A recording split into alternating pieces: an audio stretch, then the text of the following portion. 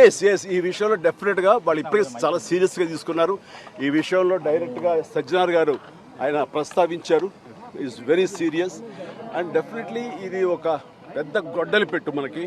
దాని మీద పూర్తిగా స్పందించి అన్ని రకాలుగా ఒక చట్టం తీసుకొచ్చే దిశగా పోలీస్ వ్యవస్థ, శ్రీ శివధార్ గారు వీళ్ళందరూ కూడా ప్రయత్నం చేస్తున్నారు.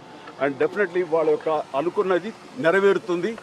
అండ్ సామాన్యులకి డెఫినెట్లీ ఇలాంటి అవాంతరం నుంచి వాళ్ళకి రక్షణ లభిస్తుంది. అంటే జనరల్గా టెక్నాలజీ అనేది రానున్న రోజుల్లో కూడా ఎక్కువ అవుతున్నటువంటి సమయంలో అటువంటి సమస్యలు కూడా అంతే స్థాయిలో ఎక్కువ అవుతున్నటువంటి మంచి వస్తున్నప్పుడు అండి, మంచి జరుగుతున్నప్పుడు మంచితో పాటు చెడు కూడా కుట్టు వస్తుంది.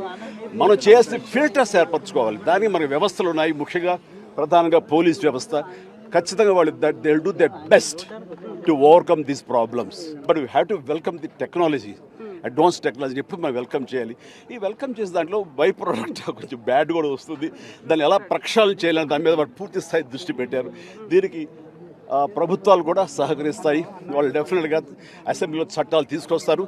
వాళ్ళ స్ట్రాంగ్గా ఉంటారు. ఇంక ఇలాంటివి ఆటలు కొనసాగనివి కూడా చేస్తారు. Thank you. I strongly believe police లేదు. Thank you.